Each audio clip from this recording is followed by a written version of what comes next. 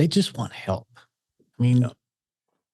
that's all they want. And that's why I came That's what back. gets me fired up, man. That's talk about getting me fired up. That's why I go on these guru rants and I start calling out these idiots. Sorry. This is a family friendly show. From Sarah Systems and Billy Go, this is No B.S. with Billy Stevens and Landon Brewer, the unfiltered, straight-shooting podcast that dives deep into the heart of home service trades to uncover the truth about running your business. You're entering the No B.S. zone with Billy and Landon. Hey, everybody. Welcome to the show. No BS with Billy and Landon. We're so happy to be back with you. And today's subject is going to be gimmicks, gurus, and gross margins. We're going to tackle this on all this today and have a good time doing it as well. So get ready. Keep your eyes on the road if you're listening while you're driving. Hopefully we'll have a few things going to make you laugh, but at the same time, we're here to help you learn and have a great time while you're listening to it. So thanks for joining us. And let me introduce my host today, the infamous Landon Brewer. Landon, how are you doing today? I'm doing good. Anytime that get me fired up about the gurus, this is gonna be one with no BS. I can already tell. All right. So, hey, everybody, I'll do my best to contain him, but at the same time, I'm going to let him loose a little bit. So, here we go. So today, gimmicks, gurus, and gross margins. What the heck are we talking about here, man? So what are some of the gimmicks that you see out there that really get under your skin? And, we'll get to the gurus and ultimately to those gross margins, which is what it's all about. But in your mind, Landon? And I don't know, gimmick and guru kind of go hand in hand with me a little bit. There's some, whether you're talking sales tactics, strategies that are being espoused out there, hell, a lot of what we do now in this era is like, I can't actually believe how much information is available for free online. These Facebook groups, etc. That I'm very familiar with that, and a lot of these gurus came out of my Facebook group. Unfortunately, so I got to take ownership of that. But man, they're just I wish there was a when you logged on to get information, it was like a flashing caution sign. Right. It's hard to check the credentials of people online. The best part about being online and social media is you can make up any character that you want. Right. And you can pretend to be who you want to be. So you have to be very careful who you follow. You have to use, hopefully that if you weren't blessed with, hopefully you learned how to have some, we'll call it common sense or discernment over who you listen to and just make sense, like what is being said should pass a common sense gauge, whether or not it makes sense, right? But it's I don't envy people, especially now that are like starting out in the trades that are maybe been in it just a handful of years, because they don't know who to look to and who to go to. When I first got into it, there weren't that many gurus, right? The gurus were the big name people. You mentioned Maurice Mayo on the last one, but I mean, we had Frank Blau in plumbing. We had George Brazil. We've had just you can go on for days and then name like the old school gurus that weren't necessarily there just to they were that's kind of what I learned, right? It was these guys that were just kind of semi nerds about and really serious about perfecting their business, like really serious about how do we price and how do we set up our trucks the right way, and they were just sharing information back and forth, and they go to these conferences, and that was kind of the initial era of the guru before there was social media. Now it's just a bunch of people that haven't been in business more than a handful of years that maybe not even have a very solid business to begin with, and trying to espouse their business beliefs like they're actually good at it. And again, there's some element to those that can't teach and they can teach well. So I don't want to put all gurus in the same box, all coaching in the same box. Is very valuable, and there's some amazing ones out there that you can achieve ROI on, but there's, we'll talk about some of the warning signs, I'm sure, but I wish there was just a caution flag of the gimmicks and the gurus out there, because it can kill your gross margin. Absolutely. So, I mean, like you said, there is so much available out there. When I got into space, I was, I think I got in my opinion, a really great time, because back then we didn't talk to other contractors. That was a no-no. You didn't share, you didn't talk to each other. You didn't do any of those things in the beginning. And then there was a couple of groups that came out, and I don't know which group was the first one, but I remember which one was maybe getting to be the most popular, and it wasn't around for very long. And then it kind of broke off into different groups, but it was a lot of those names that you mentioned it started this. It was called Contractors 2000. I remember when I got a pamphlet, and back then, we were starving for information because there was zero information. We didn't have the internet. We didn't have anything. And one of their policy is you had to be approved by a peer in your area to be in the group. And so it gave it prestige. And so it was something that I really wanted to do. I really, really wanted to join this group. And I'll be straight up and tell you right now, that group is the reason why I feel like I've been able to achieve what I've achieved in my career. Now, it wasn't because what I learned, it wasn't because I was a member and went to all the shows and all this stuff. In fact, to be honest with you, I only went to one event, and it was in Seattle, Washington. And I ended up going for one full day and did not go the other day. So I'm going to be honest with you. I did not go the whole week. And I'm going to tell you my story of how something didn't turn out the way I thought it would. That actually turned out to be the greatest thing that ever happened to me. And so I felt like these guys, I've heard of them, a lot of these guys, and a lot of them I haven't, that were very successful. And I was fortunate enough that back then you would pick, just like you do now, you pick these different breakout sessions that you would go to. And I was so fortunate that the very first one I picked out was called Break Even 101. And that was my introduction to, I was learning financials from my banker, but that was my introduction to going, okay, I need to break this down. And I'll never forget that when you took the 3-ring binder and you took the break even pamphlet out, or it was one long paper, you could literally stand pull the paper up to the side. I'm 6 foot tall, and I could hold the paper at my head at 6 feet, and it would touch the floor because it was multi, pages all connected. And that was the formula. The formula was 6 feet long, to figure out break even. And so obviously I was mesmerized by this concept of break even, something I've never thought about at that time. And I was so enthralled by this that I didn't go to my second class. I didn't go to the second one that I had picked, which was something else. And I don't even know to this day. I do not remember what that second class was about. I went back to the Break Even 101. And I sit in there, and my mind was racing with all these ideas that this was giving me. And this was the very beginning of flat rate, when people were starting to talk about it.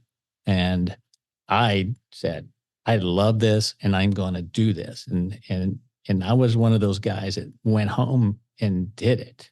I didn't let the business get in my way and detract me from it. Because of what we do as owners, we go back so excited. But your team had been at work the whole time you were out having drinks and having fun and partying with your peers. They weren't excited as you were when you came in on Monday morning to share all this great new stuff we were going to do. And so they would give you pushback. And after a little bit of, a week or so went by, you stopped pushing. I never would stop because I saw the value. And so I made it to culture. I made it, this is what we're going to do in our business. And if you want to do it, you can stay in the business. If you don't, we'll find someone else. I just took a different approach. And I remember I went to that class 4 times. And the thing that really was ironic was every time that class was over, those contractors left those books on the table. They didn't take them. Yeah. And they were there for each contractor. So I still to this day have 4 of those books. I took 4. That was my first time I ever stole anything. I kept the one that I was given, and I took 3 other contractors' books. And I took all 4 of them home because I felt that I had a lot of value here. And so that was what I really loved about this first era of visiting with your peers and learning new ideas. But I talked Well, to the well, go ahead. who was the teacher of that class? You remember who the teacher was? I have no idea. It was me. No, I'm just kidding. I had no idea.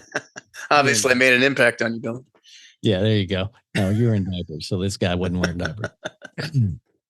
So I have no idea who the guy was, but the guy told me, he goes, look, if you really want to learn more, I mean, I'm just teaching the same thing over and over. He goes, go to the bar at night. And that's where you're going to learn more, and go talk to these guys. And so I did. I went to the room after I was done, and I told my wife who came with me. And I said, look, we're going to the bar tonight. So let's go have some fun. And we went out to the bar and we started talking to these folks. I'm like, man, I'm really excited about this flat rate thing. And I really know this is going to work. And how does it work for you so far? And they're like, well, we haven't implemented it yet. I don't know if it'll work in our area. But what? Wait, aren't you the big guy here? Well, we're up in Wisconsin or wherever we are, Chicago, whatever. And I said, okay, that's no big deal. I went and talked to another guy, pretty much got the same speech, or, yeah, we're going to implement it soon. We haven't really figured out what we're going to land on, but whatever. And I left. That was the downside. I left there very disappointed. I was like, oh my gosh, I've got all these ideas and I just want to get them out, and I want to talk to someone about it and see what they say. And no one will talk to me about it. Everybody's here to have fun. So that was the early days. Now you learn from people, right? You go to the bar and you learn stuff for real. And I guess you could have then, but I was so excited to move forward.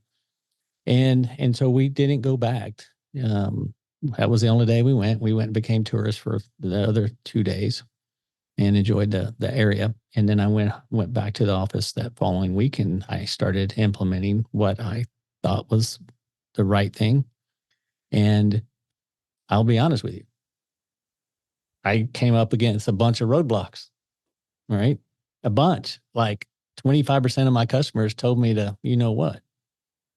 And because I was charging flat rate, I was at $100 and something an hour at that time. And I just come off of, I think we were at $55 an hour time and material. And then all of a sudden I was flat rating at 100, 150, whatever it was. And I lost about 25 to 30% of my customer base immediately. But the 70 that stayed changed everything. I stuck to it. I didn't care. I stuck to it. And I don't know how many of those 25% came back, but some did, because we were able to provide a better service. And in that case, that one thing was all I needed to go a very long ways. And so that's why coaching can be very important. If you really get something, you grab a nugget. You just got to grab one thing, is what I'm going to talk to you about here. So there's a lot of promises made from the gurus, the good and bad ones, but you have to get something, and then it's up to you. You can't always blame. So the moral of my story is you can't always blame the guru. No. I'm glad you said that.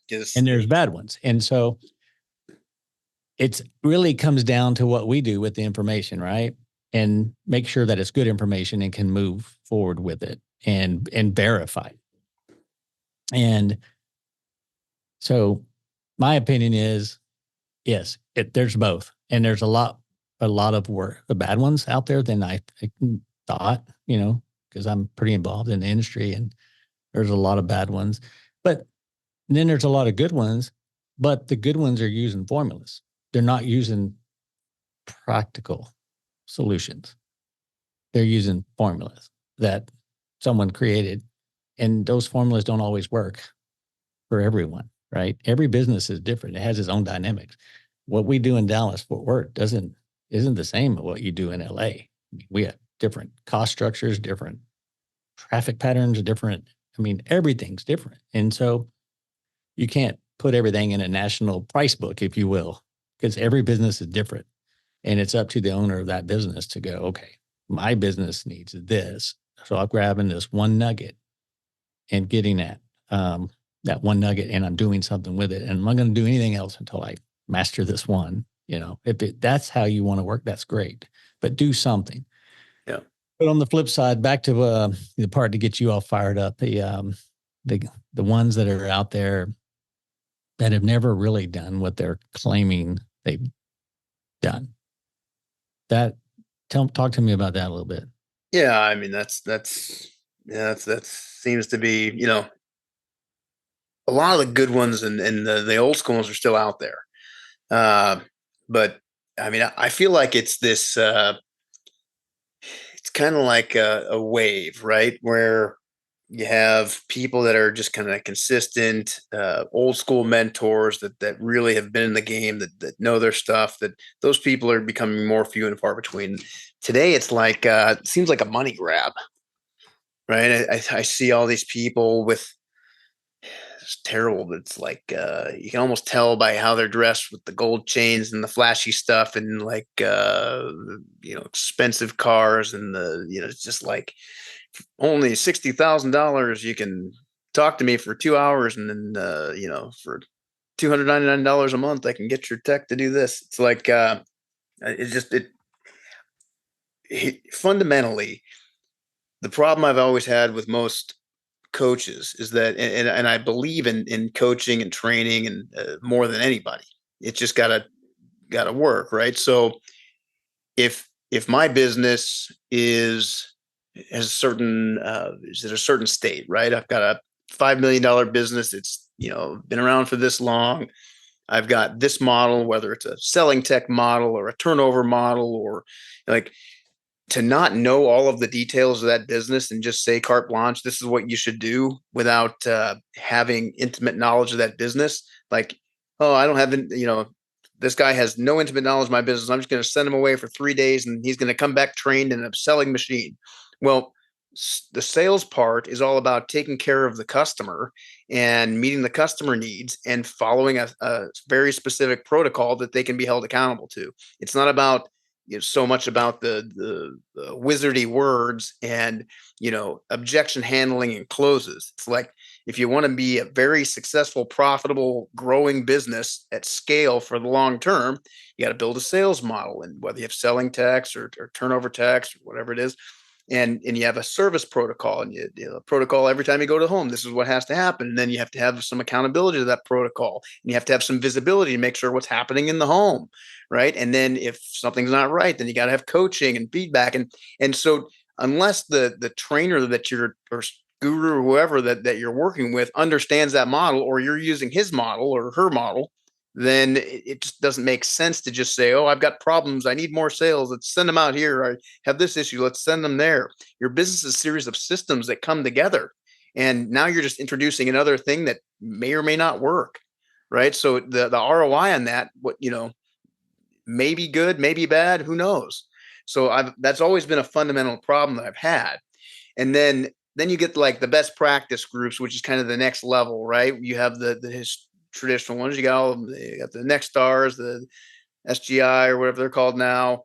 You got Service Nation Alliance, Service Roundtable. You got all of these types of groups, and I think those are probably the best in terms of having some ROI, because they'll give you a system to follow, and if you adapt to that, and some of them are more smorgasbord, which I don't really care for. I like, if you have a proven system, use a proven system.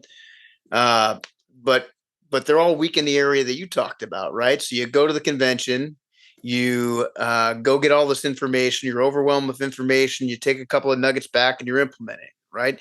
And very few of them have much hand-holding, like specific hand-holding. Is, okay, step one, go back, implement this. I'm going to help you with this. Step two is this.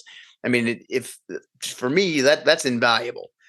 For me, a best practice group is basically just like in any of the businesses that we're acquiring or I've acquired in the past, like you got an integration schedule. So we're going to check all the boxes in the integration, make sure it's going to turn into one of our profitable businesses because we've got a model. That's what the best practice should be. And I think that's where they fall short, because it's expensive and difficult to find people that know how to do those things or have actually done those things, right? Because they're expensive. So, there's a full gamut. Like you have the gurus that are just, fast talking, kind of, you can tell just by the looks of them and how they sound for a little bit. If you have a little bit of discernment, then you got the people that are like there. And then you got the old school gurus that some of them are better at adapting to current models than, some of them are not. We joined an organization I used to belong to at one point, and they hadn't adapted the financial model in 12 years since I wrote it, right? In one of them. And so the business has evolved rapidly in the last 3 years, and the tools that are available with the technology, AI, like if you don't keep up with those things, you're slowly becoming irrelevant, right? I think So that's where they're falling behind quite often is it's changing and adapting to the new things that are happening, the new ways, improvements of running businesses. I started introducing efficiency into a business, publicly over the last 3 years. And before then, it wasn't even a word in the industry. And the reason why is because I would build my businesses on improving the processes within the business and to create more. Well, the whole idea was how much money can we hang on to? We're already producing a large amount of revenue, or whatever it is, 1 million, 2 million, 3 million. How do you keep it? And that was my motivator. How do I keep as much as possible, no matter what stage I was as I was building my company? And by doing that, we could create enough cash to where we could actually build businesses, buy businesses, whatever we want to do. But the whole idea was we'd lose all the businesses that I talked to are making enough money. They're just not getting it to the bottom. Yeah. And there really isn't a coaching system out there that talks about getting it to the bottom. Yep. And what do you have to do? And so if you get a golden nugget, like we're talking about, if you get something that's gold and you're like, oh my gosh, this is great. If you can't implement it properly, and in every area it needs to be implemented, and it may be a golden nugget in this department, but it may screw up this department in your business. And how do you overcome that? So I think we're one-dimensional in our coaching, and I think we need to become more three-dimensional in the coaching.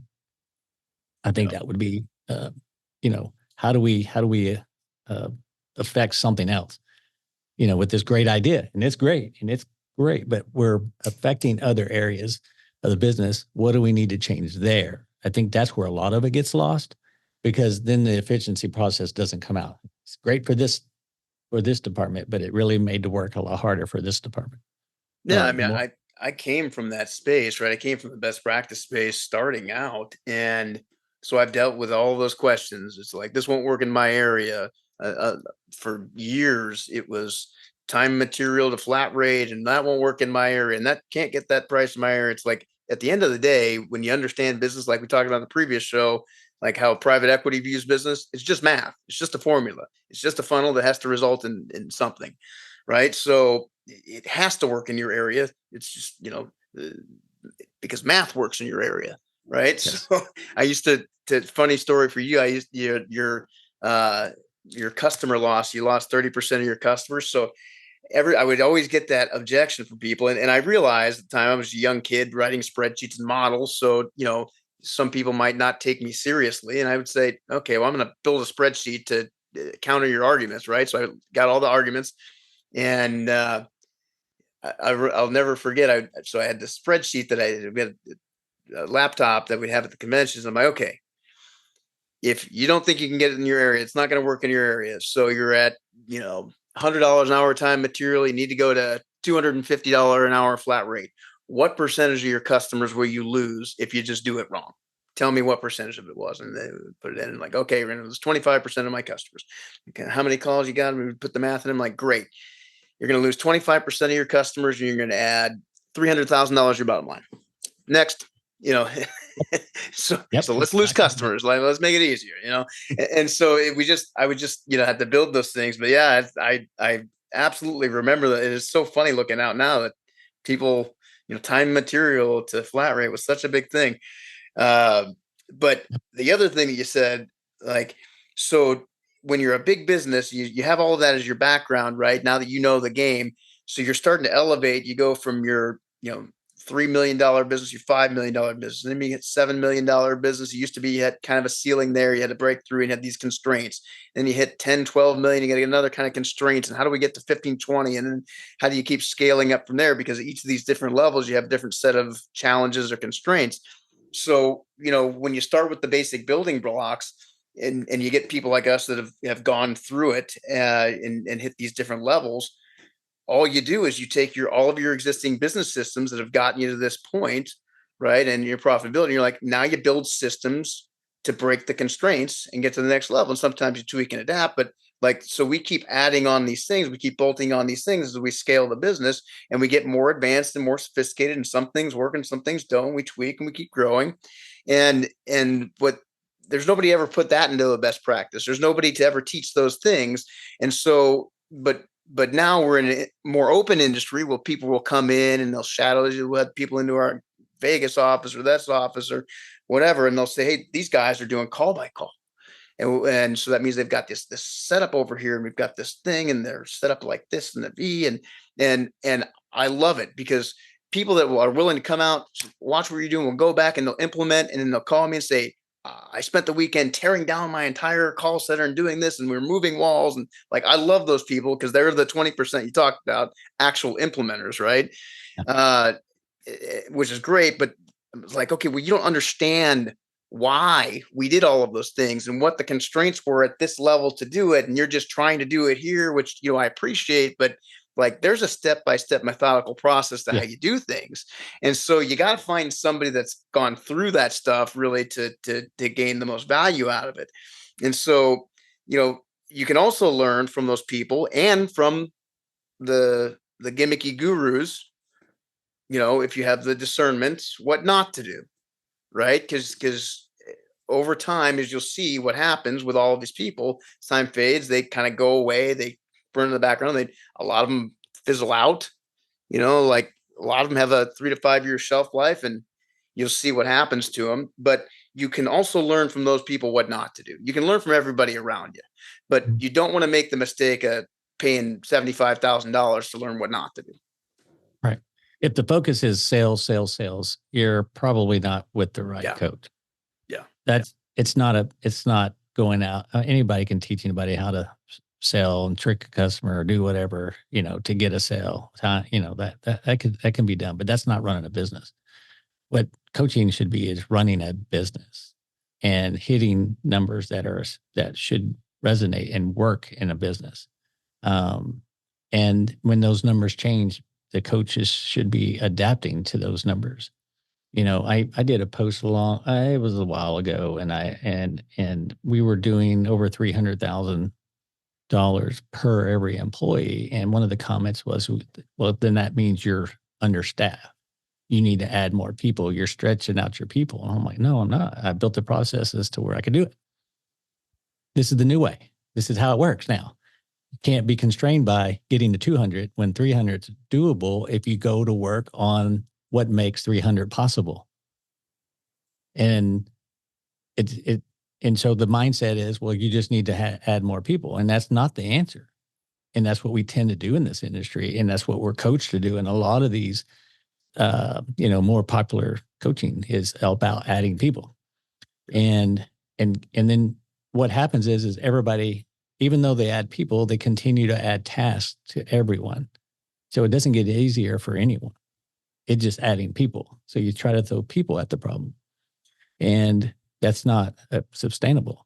And that's why the margins can never be improved. And so if you get a golden nugget, it's just that. It is just a golden nugget. You need to figure out how to find the gold mine. So that nugget can be, because you can get nuggets over and over and over again. It's not a one time and done deal. You have to continue to process it. And the consequences, because the consequences come at you 3 to 1. For every great idea, you created 3 problems somewhere else. And that is just the way it works. And so the golden nugget is a great thing, but it can also be a bad thing if it's not implemented correctly. And it could be as easy, it could be the best golden nugget you've ever seen. But if you don't know how to talk to your employees about making it successful, it's never going to be successful. Yeah, I And mean, it's that's like part of it. I like the gold rush analogy. It's like, if your coach or your guru is telling you, like, here's the bucket to hold to catch the most gold as the gold comes out, instead of telling you where to line yourself up, what tool to use, how to chisel away to identify where to go before all of that happens, you got the wrong coach, right? That the coach that you need is to teach you the skill set and the systems that are needed to create the result that you want, not the, you know, not the stuff at the end that doesn't create the result. Because Exactly. you're just going to be, it's just going to be a vicious cycle for you. An owner of a $1 million company is not like an owner of a $3 million company. And an owner of a $3 million company is nothing like an owner of a $10 million company. It may be the same person, but it is a different job. Well, And each one of the and I'll tell you what, it maybe even becomes more important as you scale. I don't know. Maybe it's more important as you're building, because you build it correctly. But I was down visiting a mutual friend of ours in your neck of the woods, right? Big business, known for many years, good friend of mine, and he said, "Hey, could use some assistance having this challenge. I'm, got revenue's way up. We're doing all these things, but we're just not getting the profit that we should. It just didn't rise up at the same level of revenue, and so we're taking a look at that, and so maybe we'll institute this or institute that."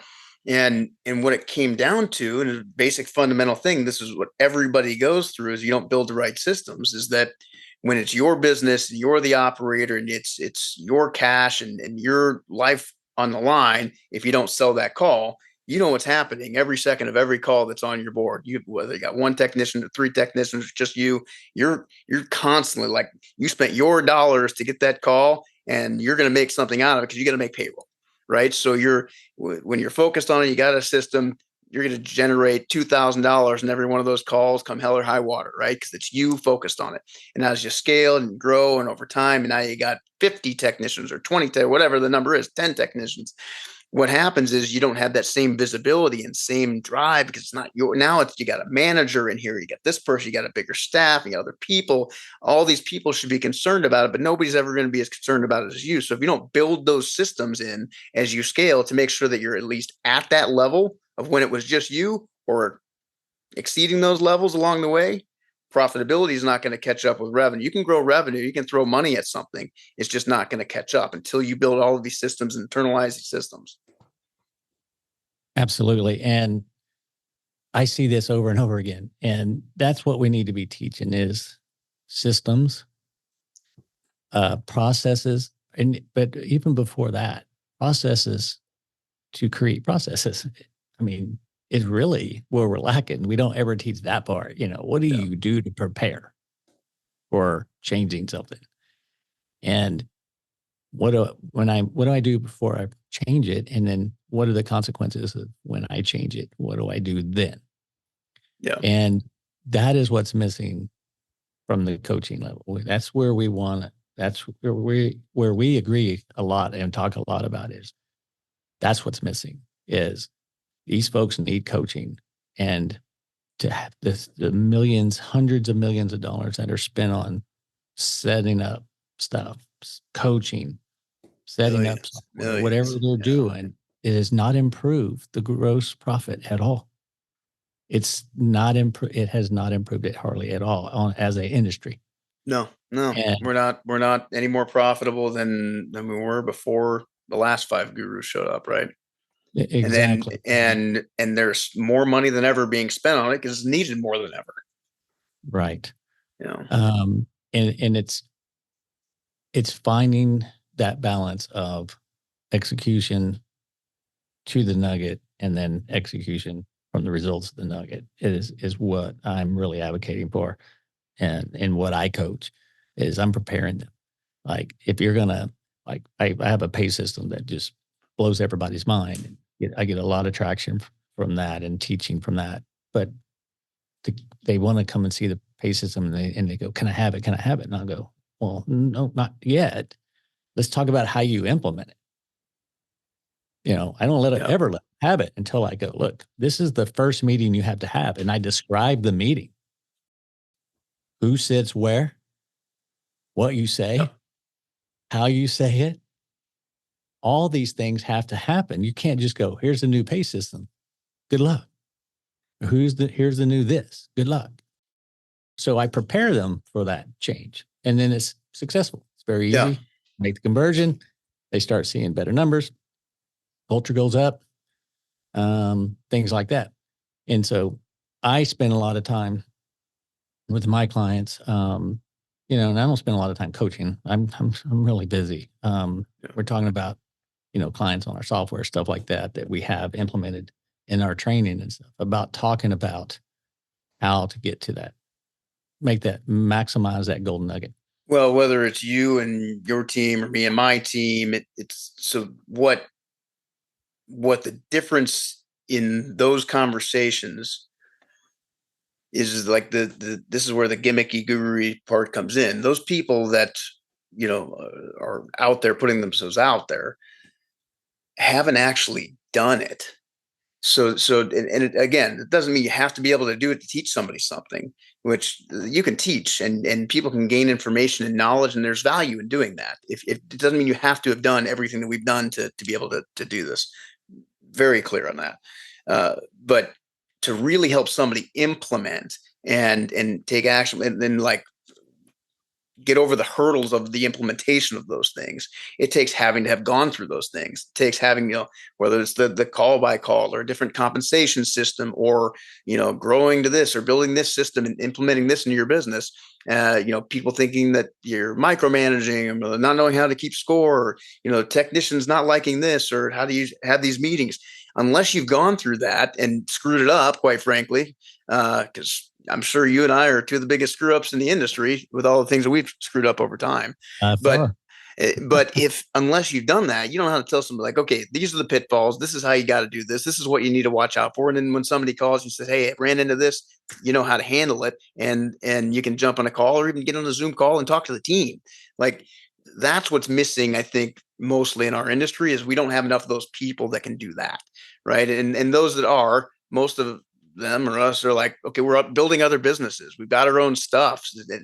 Which the time it takes for us to teach other people, is I can't justify a cost of doing it. Right. So people like you and I have to take the information and those experiences and get experienced people and translate that to others to share it. It's the only way to do it, or just take people from our teams and do it. But, it's sorely missing, and it could be very valuable because again, when you've made the mistake of, not watching your financing costs and letting your salespeople run wild with it, and then going through a summer month, which should be your most profitable month, and making no profit at all because you paid 12% in financing fees because you didn't have control over it and you found out a month later, you know not to do that anymore. And when you're helping somebody set up their financing packages, how to set it up. Yeah, there's just so many. It's just the little things. It always comes back to the little things. And if you're gonna, if you're listening to this show and other shows, that you're gonna find out that we're really just trying to talk to you about the little things. That's all we're trying to do in this show. The implementing of the little things that make big things happen. And that's what we're trying to do here. And, just cut through the BS, right? And get right to it. And we really need to learn that a really great idea or shiny object or any of these things have to be vetted. You have to understand what are the consequences of this great idea. Is it as good as it really sounds? Because it's easy to market to you and make you feel like it is. That's easy to do. I've learned that, anybody can do that. It's having the substance that these folks need to actually help them. They just want help. I mean, that's all they want. And that's what gets me fired up, man. That's talk about getting me fired up. That's why I go on these guru rants and I start calling out these idiots. Sorry. This is a family friendly show. Because like you can see that they're purely trying to just take advantage of people that need the most help.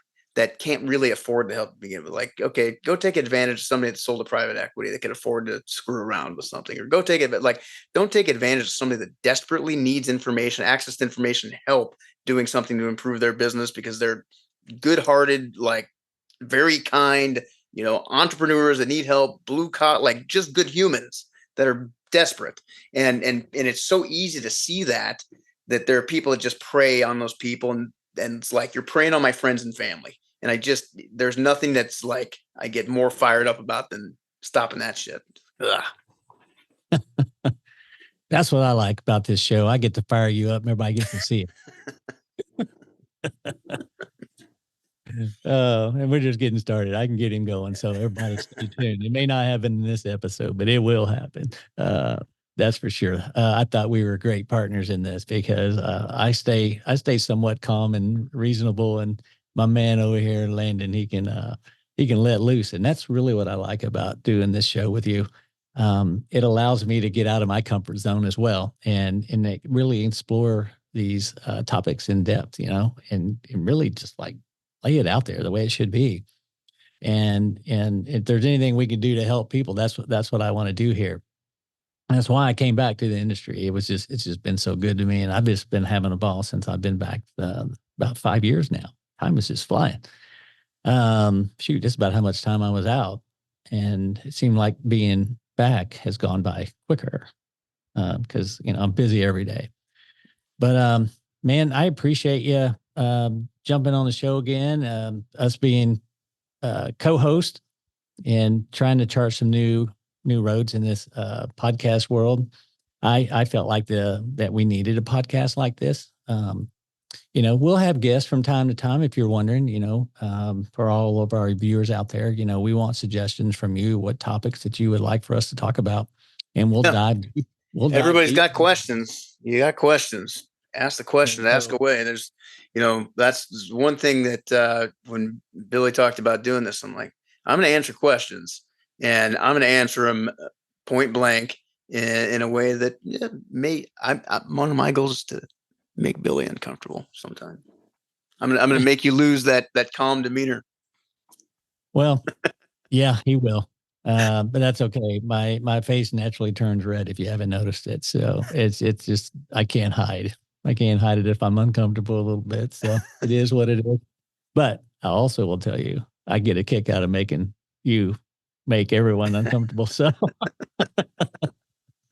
that's why I wanted to do this. We spend a lot of time. We do spend a lot of time laughing at ourselves because we just have a great time, and we wanted to share this with everyone. And we appreciate everybody listening today.